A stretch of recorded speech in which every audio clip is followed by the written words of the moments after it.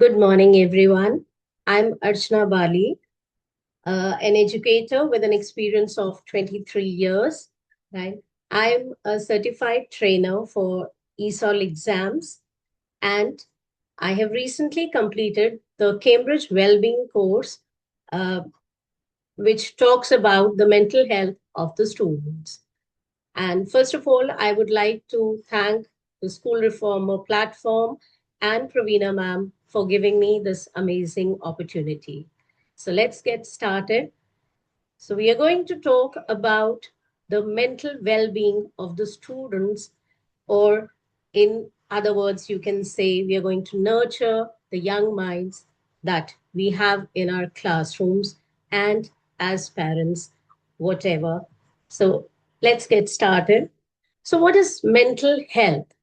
Mental health is more than absence of illness. It is not something that you have one day and you don't have it another day. So it includes our emotional, our psychological, and our social well-being, how we react when we are in certain situations.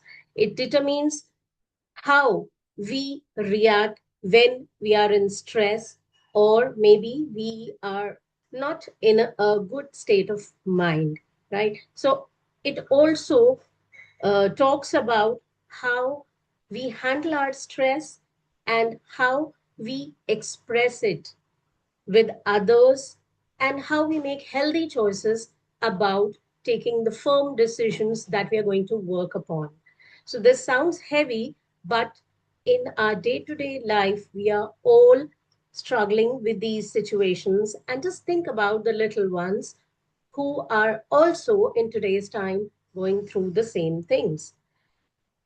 Now, let us first understand how important is it and how grave the situation is. According to the global priority, according to WHO, depression, anxiety, and behavioral disorders are the leading causes of illness and disability. You would be uh, amazed to know that 1 out of 7 children is suffering from some or the other mental health issues.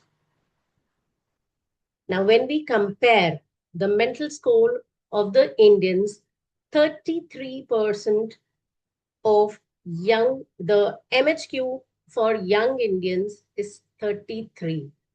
So, how grave the situation is. On the other hand, if we talk about the Indians who are above 55, they have a score of 96. Now, 96 is a pretty good score. And just think, this mental health quotient is found out by an assessment which takes about 12 to 15 assessments, and then they assess the mental well being of an individual. So just imagine our young children are having a score of 33, whereas the adults are having 96. Another report published in a newspaper, you can see how serious the situation is, that class 6 to 8 students have made 70% of calls on mental health helpline. So you can imagine the situation that the children as young as 6 to 8 are making this distress call. That means that this must have started at a very young age, probably at in class 3 or 4, and then they gathered everything and they now are having this uh, I would say courage of making a call. So that also requires a lot of courage.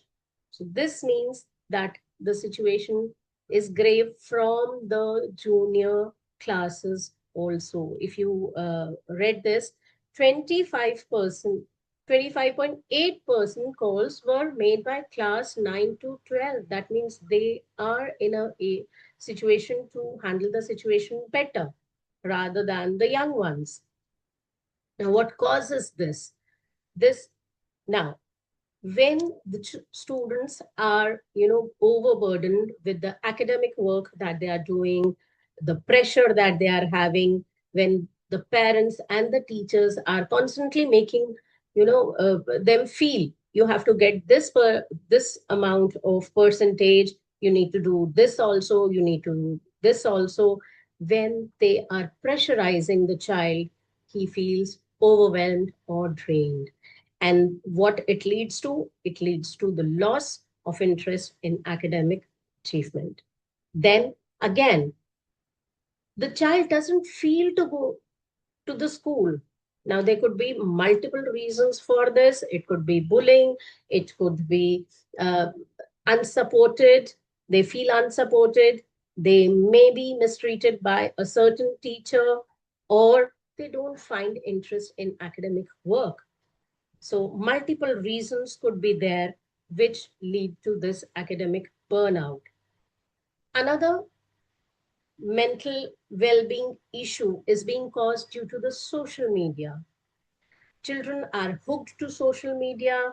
They have fear of missing out. Then they have unrealistic body image expectations. Now, what do we mean by that?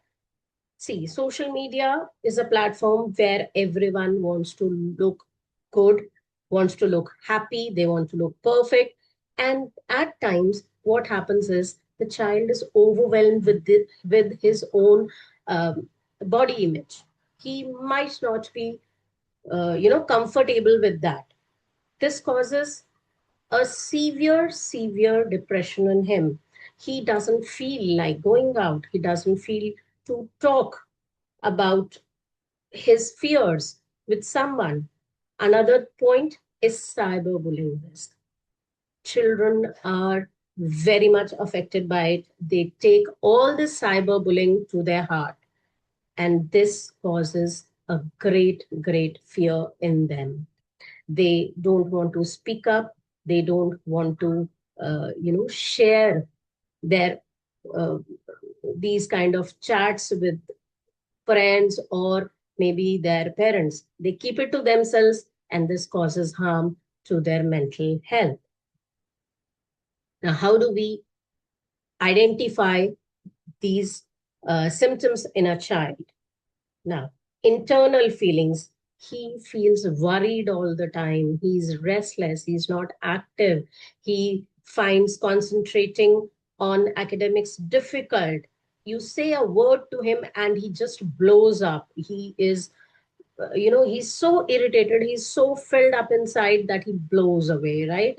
And then there may be some physical symptoms also. You might see that the child is not sleeping well, maybe he's sleeping in the class. Then he doesn't want to socialize. This is something that we have seen quite often. Today's children, they do not want to socialize with their family. They avoid family at times. And another thing, that the friend circle that they have a very limited or no friend circle. So if they are having a very close knit friend circle, they don't want to socialize more, they don't want to make new connections, they don't want to go out in the society. Maybe they are just restricted to their room, everything they would do in their room only. Or maybe if he's in the class, he would turn quiet, he would not participate much. So these are the symptoms where we can identify what the child might be going through. Now, nowadays, this term depression is taken very casually. If you talk to the children, they would say, "Ma'am, he's depressed." No, it's not that. We need to understand that depression is different from sadness. Depression is a persistent feeling that a child has. It is not like, yesterday I was feeling depressed, but today I'm happy. No, it doesn't go like that. Depression is something which is persistent, which you can observe if you're a keen observer, and the teachers must be keen observers.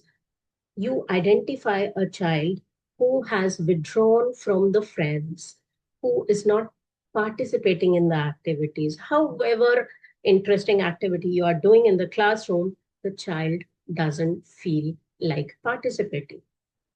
Now, you can also see at home, maybe, or maybe in schools, for the young children, you would see that they would not be eating well.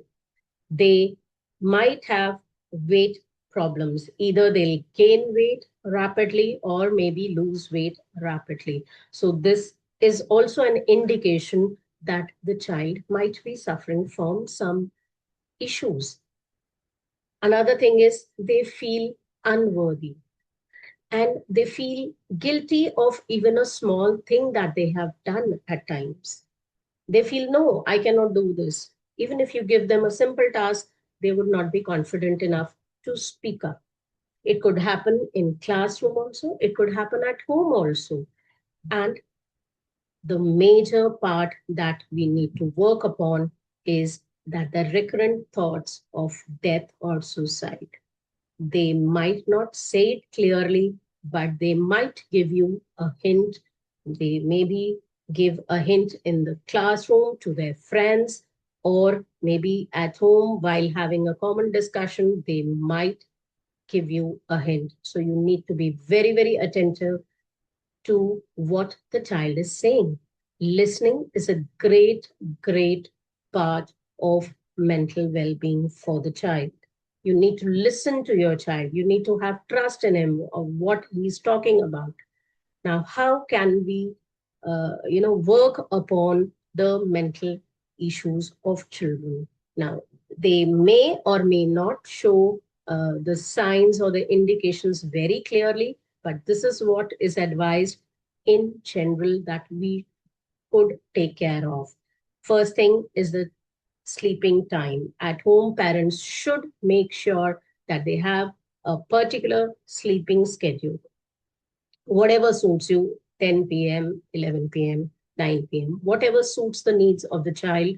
We should take care of the sleep pattern that the child is having. We need to talk. If he is not sleeping properly, then please talk to him. Another thing is that we should avoid processed food. This is a major disruption that causes imbalance in the children. Now, this is something which we all should do, whether we are a teacher or whether we are a parent. Connection with nature. When a child connects with nature, he feels confident. He feels happy. There is, happiness in him. Even we as adults, when we go to some hill station or maybe go near a river, a pond, mountains, whatever, nature heals. Even if you go to a park, you would find the child is happy. And if he's not, then that is again an indication. You need to talk to your child. Another thing is social work. When the child is socially connected, he feels empathy. He feels confident about himself that yes, he has the capability to, uh, you know, give something to the society. He gains that worthiness. We talked about being unworthy earlier. So here, the child feels worthy of doing some work, even if it's a small task. It will make him happy. It will make him feel that yes, he is accepted in the society by others. So connection with the nature, including the child in some social work, that is also a major boost to the confidence of the child. Another thing that we can do is, we all know that exercises make us fit, they make us confident, they are mood lifters, and they also reduce the stress hormone in us, cortisol, that is. And we are, when we do this regularly, on a regular pattern, on a regular basis, it helps the child being confident. It gives him the boost that yes, I can do it. Even if I'm facing a problem, maybe someone is bullying, maybe he's not doing good in academics, maybe he has some issues with his classmates, not bullying, but there are several other issues also. So this these things help the child. Another thing that we can do in the classroom is we can give them this self care checklist with which they can, put a tick. You can take out a printout and then you can ask the children. They'll find it really interesting when they get this self care checklist. I've seen this, I've implemented this, so I know. They are excited. Oh, did you put tick mark in all the self care checklist? Did you drink water? Did you write down? Did you go out to play? Did you do anything? Something other than academics. So you would find that the children are, even if the child is having some issues, he is definite to put a tick mark somewhere or the other, and that is your win. You can understand that, yes, the child is coming back in the stream. So that's a great way of taking care of the mental health of this child. Now, as a school, what can we do? We can introduce the social emotional learning, that is SEL, into the curriculum.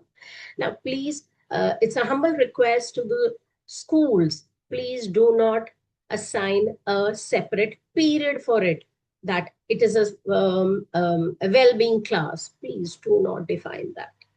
That makes the children boring after some time. Oh, we are having that mental health class. Oh, I don't want to attend it. Teachers should try to include this in their day-to-day classes, in their day-to-day learning. Talk to them. Try to find out which child is lagging behind. Talk to him after the class, before the class, during the break, maybe in some free period. Talk to that particular child. What is he going through? And believe me, with my experience of 23 years, I can guarantee you that the child will talk to you. And once you create that connection with the child, he's bound to listen to you. Once he starts listening, you can counsel him, you can talk to him, and you can bring him back to the mainstream. Next is mindfulness. See, teachers, I know that you have got a very busy schedule. You need to complete your syllabus in a particular time, but still you need to, it is going to take just 2 minutes. You can do a short deep breathing exercise, maybe 4-4-4 or 6-4. Inhale for 6 seconds, 6 counts, and then hold for 4 counts, and then release. It just takes 2 minutes and it works wonders. The child is back into the class. He is attentive. He will listen to you more attentively. Then the next, my favorite one, is practicing gratitude. In my class, I'll tell you, I had a gratitude jar in which the children used to put their gratitude notes. Now they vary. And at the end, when the jar used to fill up, I used to read all the gratitude notes that the children had written. Beautiful notes thanking their parents, their friends, their teachers, the school, maybe someone who has helped them outside the class, maybe at home, uh, thanking their grandparents.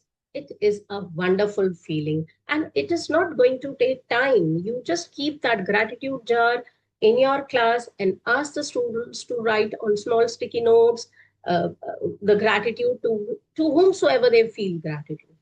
What does this do? This brings happiness to the child. When he sees that I'm writing a gratitude to someone, maybe to his parent or to his friend, he feels worthy. He feels that, yes, there is some hope. Someone is with me. So this gives immense, immense boost to the child. Next, we come to the 5 4 3 2 1 technique. Now, what is this technique? This technique is used when you find a child who is anxious in the class and he is, or maybe he breaks down in the class. This has happened. In my class, I had an grader child who was really anxious and she started crying in the class. So we took her out and then we spoke to her, and she was anxious about a particular result or something happening at home. So this technique, 5 things you can see, 4 things you can touch, 3 things you can hear, 2 things you can smell, and 1 thing you can taste. So this deviates the mind of the child from what he's going through to bring him to the present and continue the talk. So you can talk to the child in this manner. Next is the power of peers.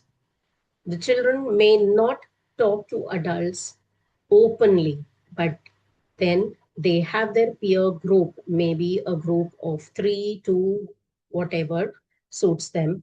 Now, train your children that if someone talks to you, they have to listen without judging. They need to validate their feeling that, yes, oh, I do understand that you're going through a tough time. Let's talk to someone. Let's talk to so and so teacher, or please talk to your parents, maybe to your siblings. Sharing your feelings, sharing the feelings is important to take out that stress that is going on in the child's mind. So please train your children that if someone comes to you and talks to you, please listen. Don't say, "अरे ये तो सबके साथ होता है, अरे ये तो होता रहता है." Validate that yes, I think you need some help. Let's talk to an adult, and that adult could be anyone, parents or teachers or grandparents, someone with whom the child is comfortable. Next, we come to the educator's role.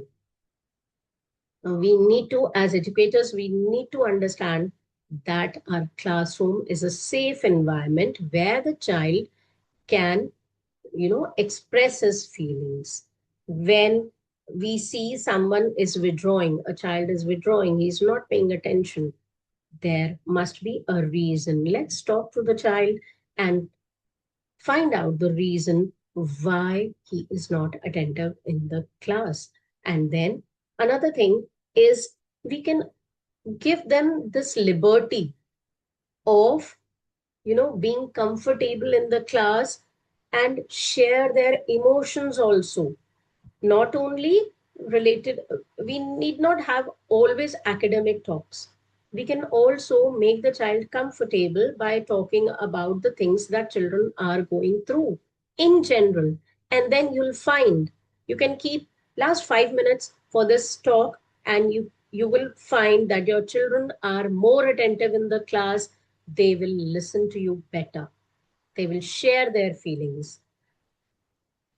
And then this part is to be taken care basically at home. But yes, we need to discuss it that there should be no phones in the bedroom at night. Then you should have designated offline hours for homework. Then we should, if someone is troubling us, is bullying us, then please unfollow that account. Don't go into deep into that, because that is not going to help you. That is destroying your peace. So let's not follow these kind of accounts. And then we should encourage children to socialize more and more. Now, when to seek professional help? When you see that the child, in spite of counseling, is not able to open up, then we need to talk to the school counselor, maybe a therapist, a psychologist, and make your children understand that talking or taking professional therapy is not a crime. It's just as simple as that you're having a stomach ache, You've done your home remedies, still you are not finding relief, then you finally have to go to the doctor. So you need to take professional help. It is as simple as that. It is not a taboo. Please understand, going to a therapist or a psychiatrist is not a taboo. If you are unable to counsel the child yourself as a teacher, as a mentor, or as a parent, then you need to take the professional help from whomsoever you feel worthy of. Then again, I would continue with the same thought process that we need to break the stigma that the child is going to a therapist or a psychiatrist. It's okay to be okay. Now, this is the number one barrier to seeking help, that what will the people say? Log kya kahenge? This is a very, very, important statement that goes into the mind of a parent कि किसी को पता चल गया तो क्या होगा. They will say, think कि मेरा बच्चा तो पागल. It's not like that. Please, parents and teachers, we need to break the stigma, and we need to support the child. We need to listen to him. Whatever he's sharing with us, please, please normalize these conversations about mental health in schools and at home as well. Mental health is not something that is a taboo. It's as simple as any physical disease or ailment you are having. It's just as simple as that, and that needs to be treated, right? Now, coming to the final slide, make the children understand that they are not alone, that you support them as mentors, as teachers, as counselors, as the principal, as a parent. It's really, really important. When you make them feel supported, when you make this kind of environment, this kind of safe environment where the child can open up to you. And if he says that I want someone to help me, I want some some therapist to talk to, then don't say, क्यों चाहिए तुमको therapy? Believe in him. There is something inside him which he is unable to share with you. Let him go to the therapist. Let him go and talk to a psychiatrist. Let him go to a school counselor. Do not restrict him. Because when you restrict these things, the child takes extreme steps, which, turn into unfortunate moments. This we don't want for our children. This is the extreme step the child takes when he feels unsupported, unheard, and he feels that there is no one with whom I can talk to, or with whom I can express my feelings. So this is extremely important, dear educators, dear parents, that we support our children by listening to them and not judging them on their emotions and their feelings. They might be going through 100 things. They would not share 100 things with you. But even if they share 20% or 40% of their emotions, make them feel supported. Because when you make them feel supported, that is where the game changes. Then he slowly starts opening to you. Then he slowly starts sharing his issues with you. And that is why we need support for the young children. I have seen children as young as class 3 or 4 bullying their classmates or bullying their schoolmates in the bus, maybe in the free time that they have, maybe in the playground. So it's not like that bullying, it takes place only in senior classes. No. At times it starts at a very, very young age, and the child doesn't open up. And then he goes into his shell slowly and takes extreme steps. So make this sure that the children are safe in the classrooms, at their homes, they feel supported. This is the main thing that we need to do. So that's all from my side. I hope you might have got a little bit of insight of mental health about students. Uh, and thank you all for being here. Thank you so much, Miss Archana. Can you stop sharing your screen, ma'am, so Sure, that we ma'am. can have a better view? Thank you so Yes, ma'am. much. So Yes, Ms. ma'am. Nupur has shown her love and she Thank you. enjoyed your inputs. Miss Nupur, any Thank you, questions? Nupur ma'am. Any No, questions, Miss Nupur? no, ma'am. Whatever she has explained in a very clear and crisp language. And I need to follow her in future also for her upcoming sessions. Well said, Archana ma'am. We will Thank always you. be in touch with you. Thank you, Nupur ma'am. Thank you so much. Thank you, Sindhu ma'am, for joining. Any questions, Miss Sindhu? Can you hear me, Miss Sindhu? Any questions, ma'am? Okay. Because of the time constraint, Miss Bali, I will ask you only a couple of questions. Yes, ma'am. How can educators differentiate between normal sadness and clinical depression in students? Ma'am, now depression doesn't talk about, being um, unhappy all the time. The child can be happy, but underlying, if you need to be observant. The Right. child might be having decreasing scores, or maybe he's not participating at a good level.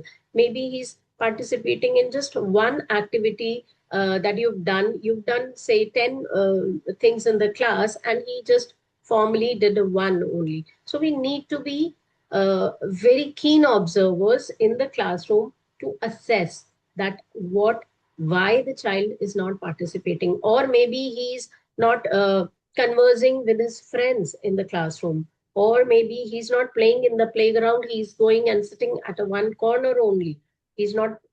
So it basically, we have to start with physical attributes that the child is showing. That is the first step that we need to take. And then probably after talking to the child, maybe if he opens up, then we can assess. Right.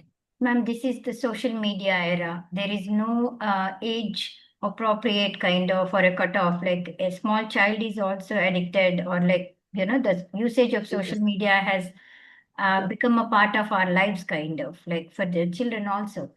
So, how can parents monitor cyberbullying without invading privacy?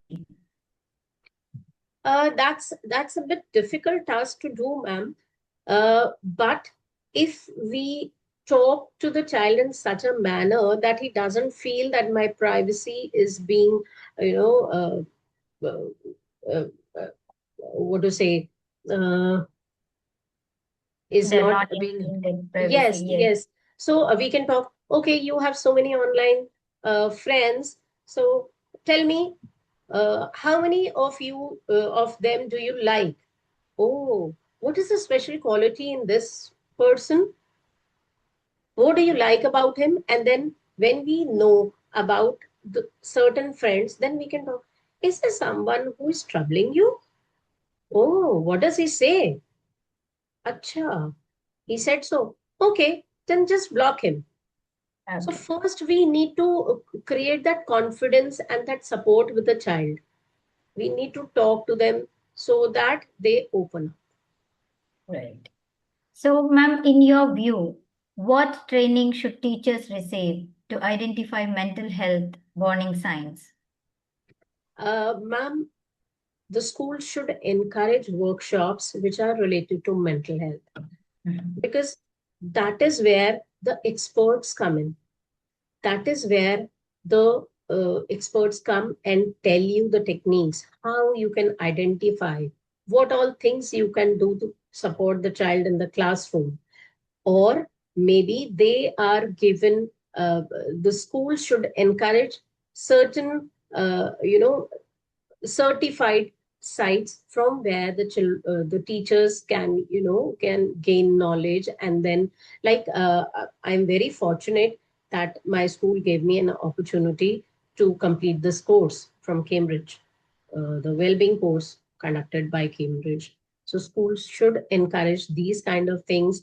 If they think that they cannot afford to, give these kind of courses to the teachers, then of course they can go in for the workshops. They are equally good. So last question, but not the least, ma'am. For the long-term solutions, I want to ask, how can schools measure the effectiveness of mental well-being programs? See, if a proper schedule is formed, you need to have a proper,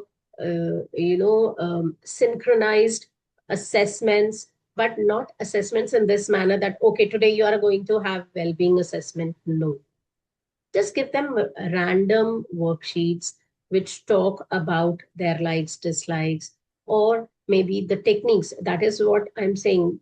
Here comes the expertise. You can talk to the expertise. You can have certain activities to, bring out these kind of health issues, or maybe have general talks in the class, or give them worksheets which bring out. I'll just I'm sorry to take your time, but I'll share one incident Yes, please. with you. That we gave a certain task to the students, where they had to talk about um, the person's a particular pen. Suppose it is a pen and it was given to me by my late father. It has a certain emotional value to it. So you need to talk about the things like that. It could be as simple as talking about a pen gifted by someone who's no more, or maybe something. So there are multiple things that we can do, but again, I would emphasize on expertise. Right. Yeah. Thank you so much, Ms. Archana Bali, for that insightful and thought-provoking presentation, ma'am. Thank you so much, ma'am. We truly appreciate you sharing your expertise on our platform today. I would also like to thank the audience for participating in this meeting room and in this session. Before I end this session, anything else you want to mention, ma'am? Uh, Ma'am, I would also love to talk about the mental well-being of the teachers. So Great. maybe if you give me an opportunity, I would like to talk about them as well, maybe in Sure. some other Yeah. time. So Yeah. thank you for giving me this opportunity, ma'am, Pravina Yeah. ma'am. Thank you so much for your support. Thank you so much, ma'am. I'll end the session.